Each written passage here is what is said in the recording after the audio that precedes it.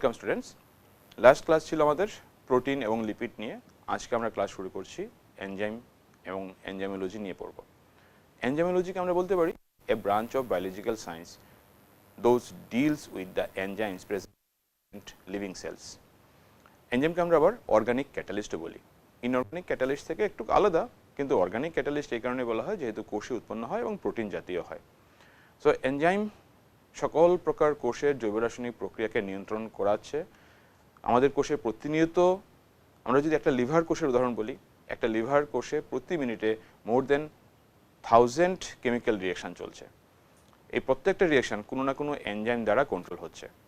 শুধু লিভার কোষ নয়, আমাদের দেহের প্রত্যেকটা কোষে, সকল জীবের প্রত্যেকটা কোষে প্রতিনিয়ত বিভিন্ন প্রকার ক্যাটাবলিক অ্যান্ড অ্যানাবলিক রিঅ্যাকশান চলছে এবং সেগুলি মূলত এনজাইম দ্বারা কন্ট্রোলড। সো আমরা আজকে যে পার্টটা নিয়ে আলোচনা করব সেটা হচ্ছে এনজাইম অ্যান্ড এনজাইমোলজি নিয়ে। এনজাইম মূলত প্রোটিন জাতীয় হয়। এনজাইমের গঠনে মূলত দুটো পার্ট থাকে, একটা প্রোটিন পার্ট যাকে আমরা অ্যাপোএনজাইম বলি, আর একটা নন প্রোটিন পার্ট যাকে coenzyme or cofactor or prosthetic group হিসেবে ধরা হয়।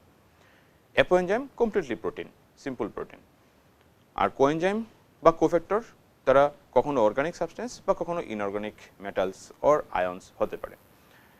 সো এই কোএনজাইম আর অ্যাপোএনজাইমকে নিয়ে হয় কমপ্লিট ফাংশনাল অ্যাক্টিভ এনজাইম, হলো এনজাইম।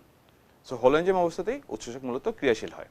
আমরা জেনারেল প্রপার্টিজ অফ এনজাইম যদি বলি, জেনারেলি এনজাইম বিক্রিয়ার গতিবেগকে বাড়ায়। কখনো কখনো এনজাইম তার সঙ্গে যদি ইনহিবিটর অণু যুক্ত হয়ে যায় তখন বিক্রিয়ার গতিবেগ কমাতেও পারে। দ্যাট মিনস এনজাইমের বিশেষ ক্রিয়াস্থান বা সক্রিয় স্থান রয়েছে। এনজাইমের সেই ক্রিয়াস্থান বা সক্রিয় স্থানে জেনারেলি সাবস্ট্রেট অণু এসে বাইন্ড করবে, and all the enzymes are substrate specific. As the enzymes are substrate specific means প্রতিটা এনজাইম নির্দিষ্ট সাবস্ট্রেট বা যৌগকের উপরে ক্রিয়াশীল হবে। একটা এনজাইম কখনো অপর কোনো সাবস্ট্রেট বা যৌগকে ভাঙবে না বা প্রোডাক্ট তৈরি করাবে না। এনজাইমের দুটো পার্ট আমরা বললাম, অ্যাপোএনজাইম অ্যান্ড কোএনজাইম। তারা যুক্ত হওয়ার পর যে সক্রিয় স্থানটা তৈরি হয় অ্যাক্টিভ সাইট। অ্যাক্টিভ সাইটের আবার দুটো স্থান থাকে, একটা ক্যাটালিটিক পার্ট, একটা বাট্রেসিং পার্ট। জেনারেলি বাট্রেসিং পার্টে সাবস্ট্রেট যুক্ত হয় আর ক্যাটালিটিক পার্ট সেই সাবস্ট্রেটকে ভেঙে প্রোডাক্ট তৈরিতে হেল্প করায়। সো এনজাইম কিছুক্ষণ আগেই বলছিলাম সাবস্ট্রেট স্পেসিফিক হয়, কলোয়েডাল নেচার হয় যেহেতু প্রোটিন জাতীয়। এনজাইম অলওয়েজ একটা optimum temperature zone and optimum pH জোনে কাজ করে। সো আমরা এনজাইমের প্রপার্টিতে সেটাও বলতে পারি optimum pH of the enzyme. That means আমাদের দেহে যদি হয় তাহলে সেখানে 2 to 8 পিএইচ রেঞ্জ, 2 থেকে 8 এর মাঝে এনজাইমের ক্রিয়াশীলতা সর্বাধিক হয়। আর যদি টেম্পারেচার জোন বলা হয় তাহলে সকল এনজাইম প্রকৃতিজাত বেশিরভাগ কোষে প্রাপ্ত এনজাইমের ক্রিয়াশীলতা ম্যাক্সিমাম 25 to 40 ডিগ্রি সেলসিয়াসে হয়। তো that is the optimum temperature zone and optimum pH zone, যেখানে এনজাইম সর্বাধিক ক্রিয়াশীল হবে। সো এনজাইম তাপের উপরেই সেন্সিটিভ, যেহেতু প্রোটিন জাতীয়। জেনারেলি দেখা যায় 60 ডিগ্রি সেলসিয়াসের উপরে উঠলে পরে এনজাইম নিষ্ক্রিয় হয়ে যায়, বা আরও বেশি টেম্পারেচারে এনজাইম যেহেতু প্রোটিন জাতীয় তাহলে সে কোয়াগুলেট করে নষ্ট হয়ে যেতে পারে। মানবদেহের সাধারণ তাপমাত্রা 36.9 degree Celsius means 98.4 degree Fahrenheit, মানে এই তাপমাত্রা সর্বাধিক ক্রিয়াশীল উৎসেচকের optimum temperature zone 37 degree Celsius. So pH sensitivity রয়েছে। প্রতিটা এনজাইম নির্দিষ্ট সাবস্ট্রেটের ঘনত্বে ভালো কাজ করতে পারে। সাবস্ট্রেটের ঘনত্ব যত বাড়বে উৎসেচকের ক্রিয়াশীলতার গতিবেগও তত বাড়বে। আবার প্রোডাক্টের গাঢ়ত্ব যত বেড়ে যায় তত উৎসেচকের ক্রিয়াশীলতা হ্রাস পায়। তো আমরা একের পর এক দেখব আলোচনাতে। উৎসেচকের আবার যেহেতু ধর্ম বলছি, তাহলে উৎসেচকের ক্রিয়াশীল প্রান্তে যদি সাবস্ট্রেট যুক্ত না হয়, যদি কোনো এমন কোনো আবিষ্টক বা ইন্ডিউসার মূল্য যুক্ত হয়ে যায় যাতে উৎসেচকের ক্রিয়াশীলতার গতিবেগ হ্রাস পায়, তাহলে সেই অণুগুলিকে বলা হয় ইনহিবিটরস। আমরা এই ইনহিবিটরস মলিকিউলসকে ধরি যদি, তাহলে দুই রকমের হয়। এক ধরনের ইনহিবিটরস উৎসেচকের ক্রিয়াকেন্দ্রে যুক্ত হলে পরে উৎসেচকটা আর ফিরে তার নর্মাল অবস্থায় ফিরে আসতে পারে না। দ্যাট মিনস সে তার ক্রিয়াশীলতা সম্পূর্ণরূপে হারিয়ে ফেলে। এই রকমের ইনহিবিশনকে আমরা বলি ইরিভার্সিবল ইনহিবিশন। দ্যাট মিনস এই ইনহিবিটররা ইরিভার্সিবল ইনহিবিটরস, যেমন পটাশিয়াম সায়ানাইড। ইরিভার্সিবল ইনহিবিটর যখনই কোনো উৎসেচকের অ্যাক্টিভ সাইটে গিয়ে বাইন্ড করে ওই উৎসেচকটা আর ক্রিয়াশীল অবস্থায় থাকবে না বা আর ফিরে আসবে না।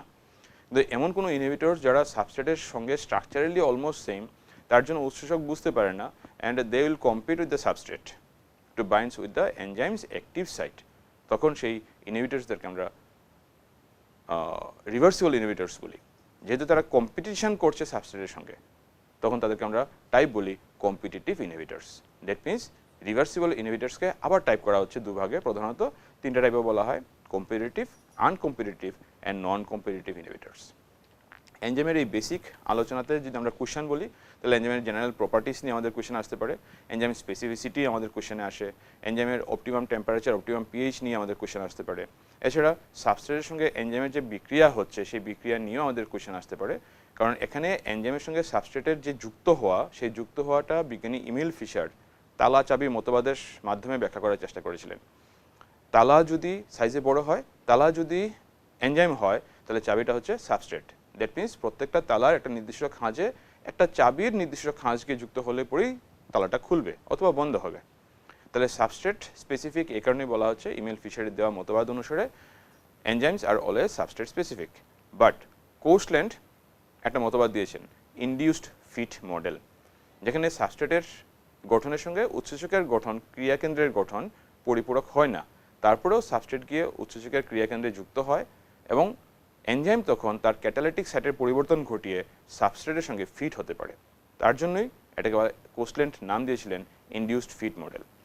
সো এখানে স্ক্রিনে আমরা কিছু দেখতে পাচ্ছি গ্রাফিক্যাল রিপ্রেজেন্টেশন, যে নির্দিষ্ট পিএইচে উৎসেচকের ক্রিয়াশীলতা কীভাবে বাড়ছে, কীভাবে কমছে, সাবস্ট্রেটের কনসেন্ট্রেশনের সঙ্গে উৎসেচকের সম্পর্ক কী আছে। আমরা যদি ইন্টারন্যাশনাল ইউনিয়ন অফ বায়োকেমিস্ট্রির রিপোর্ট ধরি, তাহলে উৎসেচককে সাধারণত আমরা 6 ভাগে ভাগ করতে পারি: oxido reductase group, transferase, hydrolases, isomerase, lyase and লাইগেজেস।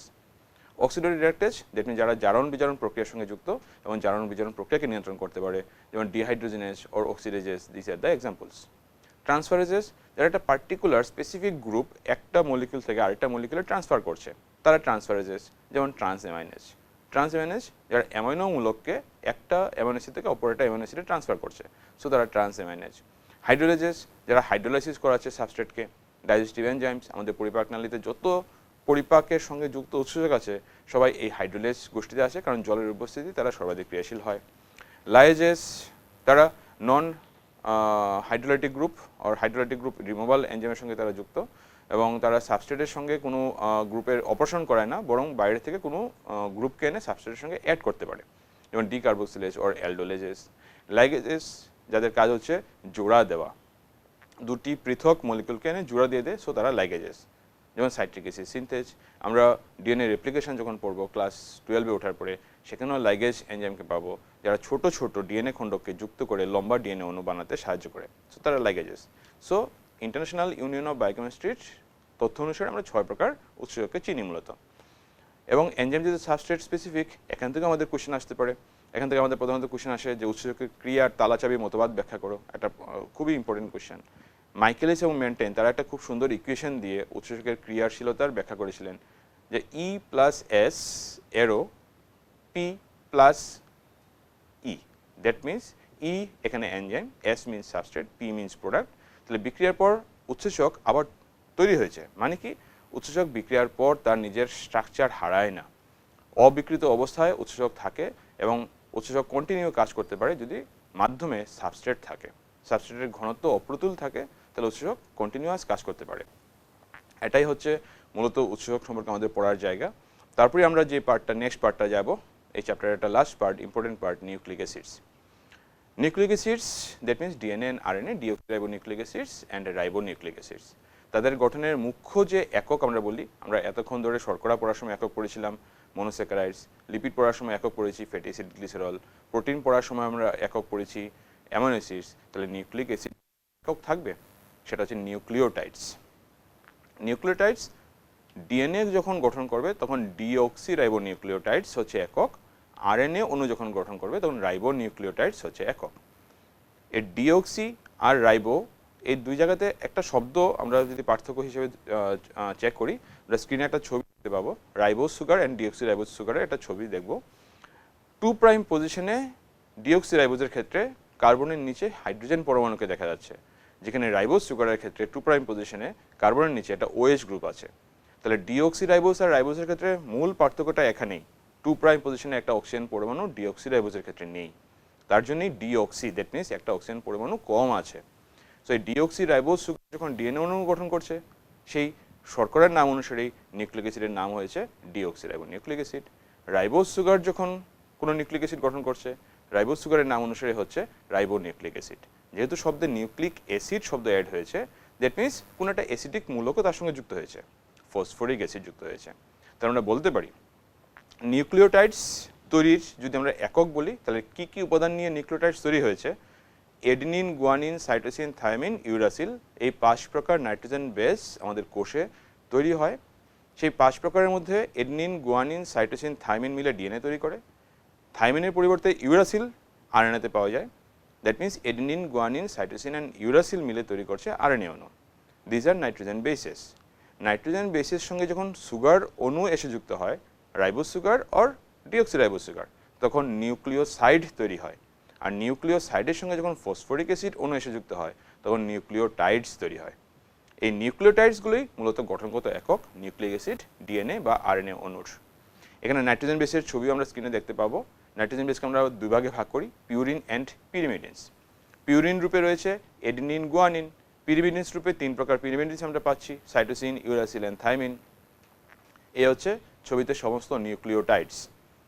যখন এডেনিন থেকে নিউক্লিওটাইড তৈরি হবে, তখন ডিঅক্সি এডিনাইলেট আমরা বলি। গুয়ানিন থেকে যখন নিউক্লিওটাইড তৈরি হবে, ডিঅক্সি গুয়ানাইলেট আমরা বলছি। সিমিলারলি থাইমিডিন অর থাইমিন থেকে যখন নিউক্লিওটাইড তৈরি হচ্ছে, ডিঅক্সি থাইমিডাইলেট। আর সাইটোসিন থেকে ডিঅক্সি সাইটিডাইলেট। যখন আরএনএ অণুতে থাকছে, একটাই চেঞ্জ হবে, থাইমিনের পরিবর্তে ইউরাসিল অণুর উপস্থিতি। আমরা ছবিতে একটা ডিএনএ অণুকে দেখতে পাচ্ছি। ডিএনএ অলওয়েজ দ্বিতন্ত্রী হয়, যেখানে একটা তন্ত্রীর এডেনিন অণু অপর তন্ত্রী থাইমিনের সঙ্গে 2টি হাইড্রোজেন বন্ডিং দ্বারা যুক্ত থাকে। আবার একটা তন্ত্রীর গুয়ানিন অণু অপর তন্ত্রীর সাইটোসিনের সঙ্গে 3টি হাইড্রোজেন বন্ধনের দ্বারা যুক্ত থাকে। এটা সম্পর্কে ডিটেলস আইডিয়া আমরা ক্লাস 12 বংশগতি চ্যাপ্টার যখন পড়বো, সেখানে গেলে ডিটেলস আইডিয়া পাবো।